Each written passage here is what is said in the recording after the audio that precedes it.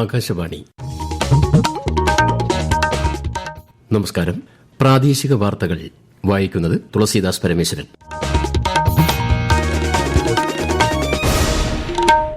പ്രധാന വാർത്തകൾ. സംസ്ഥാനത്ത് തദ്ദേശ തെരഞ്ഞെടുപ്പിന്റെ ജനവിധി നാളെ അറിയാം. 2 ഘട്ടങ്ങളിലെയും വോട്ടെണ്ണൽ നാളെ രാവിലെ 8 മുതൽ. മാതൃകാ പെരുമാറ്റച്ചട്ടം ഈ മാസം 18 വരെ തുടരും. തിരഞ്ഞെടുപ്പ് പ്രചാരണത്തിന് സ്ഥാനാർത്ഥികൾ പൊതുസ്ഥലങ്ങളിൽ സ്ഥാപിച്ച സാമഗ്രികൾ ഉടൻ നീക്കം ചെയ്യണമെന്ന് സംസ്ഥാന തെരഞ്ഞെടുപ്പ് കമ്മീഷൻ. നടി ആക്രമിക്കപ്പെട്ട കേസിലെ 6 പ്രതികളുടെയും ശിക്ഷാവിധി അല്പസമയത്തിനകം. വിധി പറയുന്നത് എറണാകുളം പ്രിൻസിപ്പൽ സെഷൻസ് കോടതി. കോവിഡ് ഡ്യൂട്ടിക്കിടെ മരിച്ച സ്വകാര്യ മേഖലയിലെ ഡോക്ടർമാരുടെ കുടുംബങ്ങൾക്കും ഗരീബ് കല്യാൺ യോജനയിലെ ഇൻഷുറൻസ് തുക നൽകണമെന്ന് സുപ്രീംകോടതി. 30ാമത് കേരള രാജ്യാന്തര ചലച്ചിത്രമേളയ്ക്ക് ഇന്ന് തിരുവനന്തപുരത്ത് തുടക്കം. മുസ്ലിസ് ബിനാലെ 6ാം പതിപ്പിന് ഒരുങ്ങി ഫോർട്ട് കൊച്ചി. ഏഷ്യ കപ്പ് അണ്ടർ-19 ക്രിക്കറ്റിൽ ഇന്ത്യ UAE നേരിടുന്നു. വൈഭവ് സൂര്യവംശിക്ക് സെഞ്ചുറി. വാർത്തകൾ വിശദമായി. സംസ്ഥാനത്ത് തദ്ദേശ തെരഞ്ഞെടുപ്പിന്റെ ജനവിധി നാളെ അറിയാം. 2 ഘട്ടങ്ങളിലായി നടന്ന തെരഞ്ഞെടുപ്പിന്റെ വോട്ടെണ്ണൽ നാളെ രാവിലെ 8 മണിക്ക് ആരംഭിക്കും. മാതൃകാ പെരുമാറ്റച്ചട്ടം ഈ മാസം 18 വരെ തുടരുമെന്ന് തെരഞ്ഞെടുപ്പ് കമ്മീഷൻ അറിയിച്ചു. വിശദാംശങ്ങളിലേക്ക്. സംസ്ഥാനത്ത് 244 കേന്ദ്രങ്ങളാണ് നാളത്തെ വോട്ടെണ്ണലിനായി ഒരുക്കിയിരിക്കുന്നത്. ആദ്യം പോസ്റ്റൽ വോട്ടുകളാകും എണ്ണുക. ജില്ലാ പഞ്ചായത്തുകളിലെ പോസ്റ്റൽ ബാലറ്റുകൾ കളക്ടറേറ്റുകളിൽ ജില്ലാ കളക്ടർമാരുടെ നേതൃത്വത്തിലും മറ്റ് പോസ്റ്റൽ ബാലറ്റുകൾ അതത് വരണാധികാരികളുടെ ടേബിളുകളിലും എണ്ണും. ഇതിനുശേഷമായിരിക്കും വോട്ടിംഗ് യന്ത്രങ്ങളിലെ വോട്ടുകൾ എണ്ണിത്തുടങ്ങുന്നത്. ഇതിനായി ഇലക്ട്രോണിക് വോട്ടിംഗ് യന്ത്രങ്ങളുടെ കൺട്രോൾ യൂണിറ്റുകൾ സ്ട്രോങ് റൂമുകളിൽ നിന്ന് ടേബിളുകളിൽ എത്തിക്കും. ഓരോ ബൂത്തും എണ്ണിത്തീരുമ്പോൾ വോട്ട് നില തെരഞ്ഞെടുപ്പ് കമ്മീഷന്റെ ട്രെൻഡ് പോർട്ടലിൽ ലഭ്യമാകും. അതേസമയം വോട്ടെണ്ണൽ നടക്കുന്നതിനാൽ എല്ലാ സർക്കാർ ട്രഷറികളും നാളെ തുറന്ന് പ്രവർത്തിക്കും. ഇത് സംബന്ധിച്ച് ട്രഷറി ഡയറക്ടർക്ക് സംസ്ഥാന തെരഞ്ഞെടുപ്പ് കമ്മീഷൻ നിർദ്ദേശം നൽകിയിരുന്നു. ഫലപ്രഖ്യാപന നടപടികൾക്ക് ശേഷം തെരഞ്ഞെടുപ്പ് രേഖകൾ സർക്കാർ ട്രഷറികളുടെ സ്ട്രോങ് റൂമുകളിൽ സൂക്ഷിക്കുന്നതിനാണിത്. News desk, Akashvani. തദ്ദേശ സ്ഥാപനങ്ങളിലേക്ക് പുതിയതായി തെരഞ്ഞെടുക്കപ്പെടുന്ന അംഗങ്ങൾ ഈ മാസം 21 മുൻപ് സത്യപ്രതിജ്ഞ ചെയ്ത് ചുമതലയേൽക്കണമെന്ന് സംസ്ഥാന തെരഞ്ഞെടുപ്പ് കമ്മീഷൻ നിർദ്ദേശം നൽകി. തെരഞ്ഞെടുക്കപ്പെട്ട അംഗങ്ങളുടെ ആദ്യ യോഗം സത്യപ്രതിജ്ഞയ്ക്ക് ശേഷം ചേരും. തദ്ദേശ തെരഞ്ഞെടുപ്പിൽ 2 ഘട്ടങ്ങളിലുമായി സംസ്ഥാനത്ത് നടന്ന വോട്ടെടുപ്പിൽ 73.69% പോളിംഗ്. ഈ മാസം 9-ന് തിരുവനന്തപുരം മുതൽ എറണാകുളം വരെ നടന്ന ആദ്യഘട്ടത്തിൽ 70.91%, തൃശൂർ മുതൽ കാസർഗോഡ് വരെ ഇന്നലെ നടന്ന 2ാം ഘട്ട തെരഞ്ഞെടുപ്പിൽ 76.08% പോളിംഗാണ് രേഖപ്പെടുത്തിയത്. ഇരു ഘട്ടങ്ങളിലും വോട്ടെടുപ്പ് പൊതുവെ സമാധാനപരമായിരുന്നു. തദ്ദേശ തെരഞ്ഞെടുപ്പിൽ സ്ഥാനാർത്ഥികളും രാഷ്ട്രീയ പാർട്ടികളും പ്രചാരണത്തിനുവേണ്ടി പൊതുസ്ഥലങ്ങളിൽ സ്ഥാപിച്ച സാമഗ്രികൾ ഉടൻ നീക്കം ചെയ്യണമെന്ന് സംസ്ഥാന തെരഞ്ഞെടുപ്പ് കമ്മീഷണർ അറിയിച്ചു. റോഡിലും പൊതുസ്ഥലങ്ങളിലുമുള്ള പ്രചാരണ ബോർഡുകൾ, ബാനറുകൾ എന്നിവ ഉടൻ നീക്കം ചെയ്യാൻ സ്ഥാനാർത്ഥികളും രാഷ്ട്രീയ പാർട്ടികളും മുൻകൈയെടുക്കണം. നീക്കം ചെയ്യാത്ത പ്രചാരണ സാമഗ്രികൾ തദ്ദേശ സ്വയംഭരണ സ്ഥാപനങ്ങൾ നീക്കം ചെയ്ത് അതിന്റെ ചിലവ് സ്ഥാനാർത്ഥികളിൽ നിന്ന് ഈടാക്കി അവരുടെ തിരഞ്ഞെടുപ്പ് ചെലവിൽ ഉൾപ്പെടുത്തുമെന്നും തെരഞ്ഞെടുപ്പ് കമ്മീഷണർ അറിയിച്ചു. തദ്ദേശ തെരഞ്ഞെടുപ്പിന്റെ വോട്ടെണ്ണലുമായി ബന്ധപ്പെട്ട് പ്രത്യേക വാർത്താ ബുള്ളറ്റിനുകൾ ആകാശവാണി തിരുവനന്തപുരം പ്രാദേശിക വാർത്താ വിഭാഗം നാളെ പ്രക്ഷേപണം ചെയ്യും. മറ്റ് ബുള്ളറ്റിനുകൾക്ക് പുറമെ രാവിലെ 9:30, 10:15, 11:30, ഉച്ചയ്ക്ക് ശേഷം 2:30, 3:30, 4:30 എന്നീ സമയങ്ങളിൽ 5 മിനിറ്റ് ദൈർഘ്യമുള്ള ബുള്ളറ്റിനുകൾ ഉൾപ്പെടുത്തിയിട്ടുണ്ട്. സംസ്ഥാനത്ത് ഡിജിറ്റൈസ് ചെയ്ത ഫോമുകളുടെ എണ്ണം 2,75,99,466 ഉയർന്നതായി മുഖ്യ തെരഞ്ഞെടുപ്പ് ഓഫീസർ രത്തൻ യു കേൽക്കർ. ഇത് മൊത്തം വിതരണം ചെയ്ത ഫോമുകളുടെ 99.10% അദ്ദേഹം അറിയിച്ചു. നടി ആക്രമിക്കപ്പെട്ട കേസിലെ 6 പ്രതികളുടെ ശിക്ഷാവിധി അല്പസമയത്തിനകം. എറണാകുളം പ്രിൻസിപ്പൽ സെഷൻസ് കോടതിയാണ് വിധി പറയുന്നത്. കേസിൽ ആദ്യ 6 പ്രതികളും കുറ്റക്കാരെന്ന് കോടതി നേരത്തെ കണ്ടെത്തിയിരുന്നു. ബലാത്സംഗം, ഗൂഢാലോചന, തട്ടിക്കൊണ്ടുപോകൽ തുടങ്ങിയ കുറ്റങ്ങളാണ് ഇവർക്കെതിരെ ഉള്ളത്. കേസിലെ 8ാം പ്രതിയായ നടൻ ദിലീപിനെ കോടതി വെറുതെ വിട്ടിരുന്നു. 11ാമത് ജസ്റ്റിസ് VR കൃഷ്ണയ്യർ പുരസ്കാരം സുപ്രീംകോടതി മുൻ ചീഫ് ജസ്റ്റിസും മുൻ കേരള ഗവർണറുമായ ജസ്റ്റിസ് P സദാശിവത്തിന് ഗവർണർ രാജേന്ദ്ര വിശ്വനാഥ് ആർലേക്കർ മറ്റന്നാൾ സമ്മാനിക്കും. തിരുവനന്തപുരത്ത് നടക്കുന്ന ചടങ്ങിൽ കേരള ഹൈക്കോടതി ജഡ്ജിമാർ ഉൾപ്പെടെയുള്ളവർ പങ്കെടുക്കും. കൊച്ചി മുസ്ലിസ് ബിനാലെ 6ാം പതിപ്പിന് ഇന്ന് തുടക്കം. ഫോർട്ട് കൊച്ചി പരേഡ് ഗ്രൌണ്ടിൽ വൈകിട്ട് 5:30-ന് മുഖ്യമന്ത്രി പിണറായി വിജയൻ ബിനാലെ ഉദ്ഘാടനം ചെയ്യും. 110 ദിവസം നീളുന്ന ബിനാലെ അടുത്ത വർഷം മാർച്ച് 31-ന് സമാപിക്കും.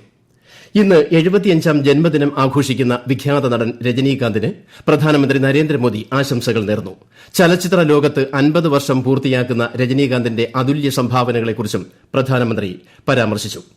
മണ്ഡലകാലം അവസാനിക്കാൻ 2 ആഴ്ച ബാക്കി നിൽക്കെ ഇതര സംസ്ഥാനക്കാരായ ഭക്തരുടെ അടക്കം തിരക്ക് സന്നിധാനത്തും പരിസര പ്രദേശങ്ങളിലും വർദ്ധിക്കുന്നു. തീർത്ഥാടകരുടെ ക്യൂ ഇന്ന് രാവിലെ മരക്കൂട്ടം മുതൽ നടപ്പന്തൽ വരെ നീണ്ടു. മണിക്കൂറുകൾ കാത്തുനിൽക്കേണ്ടി വരുന്നുണ്ടെങ്കിലും കേന്ദ്രസേന, പോലീസ് തുടങ്ങി വിവിധ വകുപ്പുകളുടെ നേതൃത്വത്തിൽ തിരക്ക് നിയന്ത്രണ വിധേയമാണ്. ഈ വാർത്തകൾ ആകാശവാണിയിൽ നിന്ന്. ആകാശവാണി വാർത്തകളും വാർത്താ അധിഷ്ഠിത പരിപാടികളും all India radio news Thiruvananthapuram YouTube ചാനലിലും at all India radio news Thiruvananthapuram Facebook പേജിലും AIR ന്യൂസ് _ തിരുവനന്തപുരം ഇൻസ്റ്റഗ്രാം അക്കൌണ്ടിലും at AIR news _ TVM X ഹാൻഡിലും ലഭ്യമാണ്. ജോർദാൻ, എത്യോപ്യ, ഒമാൻ എന്നീ രാജ്യങ്ങളിലേക്കുള്ള പ്രധാനമന്ത്രി നരേന്ദ്രമോദിയുടെ 4 ദിവസത്തെ സന്ദർശനത്തിന് തിങ്കളാഴ്ച തുടക്കമാകും. സന്ദർശനത്തിന്റെ ആദ്യ പാദത്തിൽ ജോർദാനിൽ എത്തുന്ന അദ്ദേഹം അബ്ദുള്ള രണ്ടാമൻ രാജാവുമായി കൂടിക്കാഴ്ച നടത്തും. ഡിസംബർ 16-ന് എത്യോപ്യയിൽ എത്തുന്ന ശ്രീ നരേന്ദ്രമോദി വിവിധ ഉഭയകക്ഷി ചർച്ചകളിൽ പങ്കെടുക്കും. ഏകദിന എത്യോപ്യ സന്ദർശനം പൂർത്തിയാക്കി പ്രധാനമന്ത്രി നരേന്ദ്രമോദി ഈ മാസം 17-ന് ഒമാനിൽ എത്തും. മുതിർന്ന കോൺഗ്രസ് നേതാവും മുൻ കേന്ദ്ര ആഭ്യന്തരമന്ത്രിയുമായ ശിവരാജ് പാട്ടീൽ അന്തരിച്ചു. മഹാരാഷ്ട്രയിലെ ലാത്തൂരിലെ വസതിയിൽ ഇന്ന് രാവിലെയായിരുന്നു അന്ത്യം. 91 വയസ്സായിരുന്നു.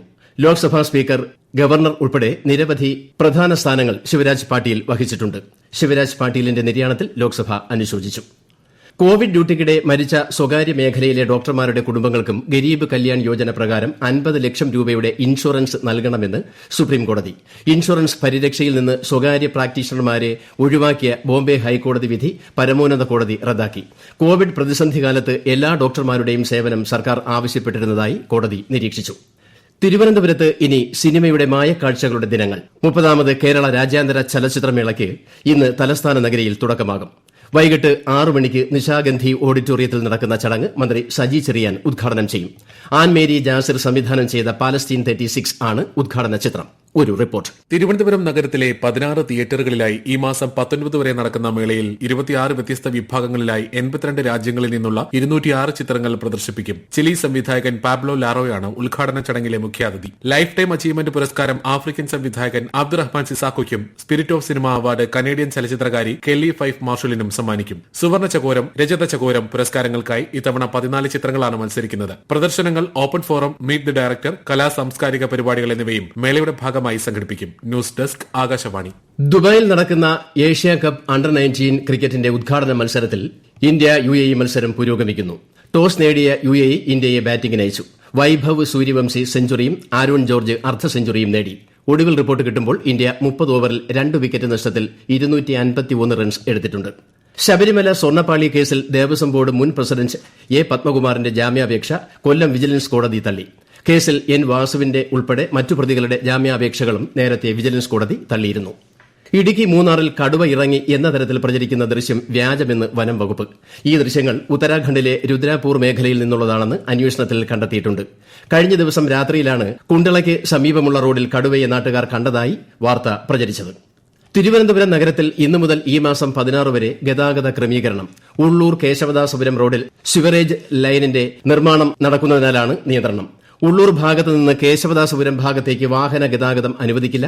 ശ്രീകാര്യത്ത് നിന്ന് ഉള്ളൂർ വഴി കേശവദാസപുരം പട്ടം ഭാഗത്തേക്കും മെഡിക്കൽ കോളേജ് ഭാഗത്ത് നിന്ന് ഉള്ളൂർ വഴി കേശവദാസപുരം ഭാഗത്തേക്കും പോകുന്ന KSRTC ഉൾപ്പെടെയുള്ള വലിയ വാഹനങ്ങൾ ഉള്ളൂർ മെഡിക്കൽ കോളേജ്, മുറിഞ്ഞപാലം, പൊട്ടക്കുഴി, പട്ടം വഴി പോകണം.